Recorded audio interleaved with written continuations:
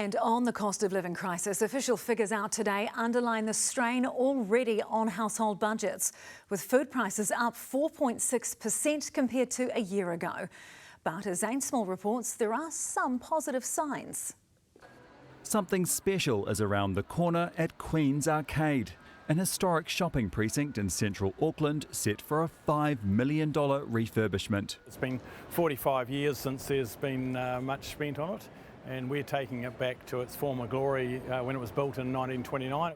This is how it looked back then, hailed at the time as Auckland's new shopping centre.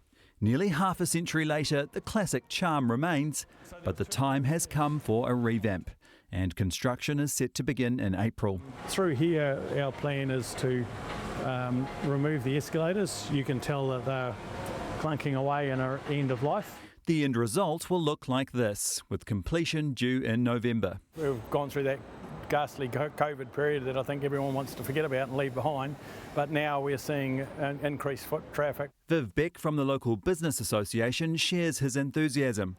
With the new International Convention Centre now open and construction of the City Rail link finally coming to an end later this year.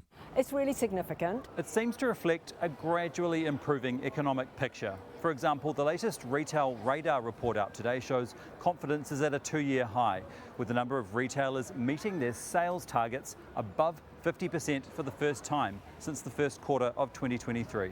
But that's still around half of retailers not meeting their sales targets, because households are still battling with the rising cost of essentials. There is definitely a good feeling about foot traffic. It is taking time to translate into spend.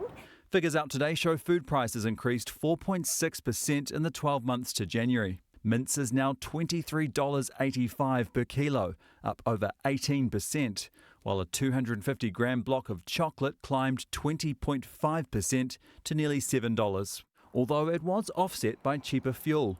The price of petrol was down 4.8%, while the cost of domestic air travel dropped 5.5%.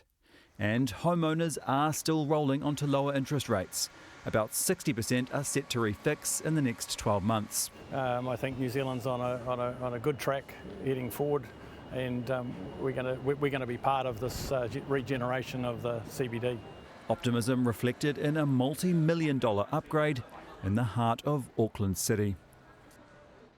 Well, Zane is with us now. Kia ora, Zane. So tomorrow is the first official cash rate update of the year. Also the first from the new Reserve Bank Governor, Anna Bremen. What can we expect? Yeah, that's right. I mean, we haven't had an official cash rate update since November, and that was when it was dropped to 2.25%, which is considered to be in the stimulatory realm, essentially to help the struggling economy.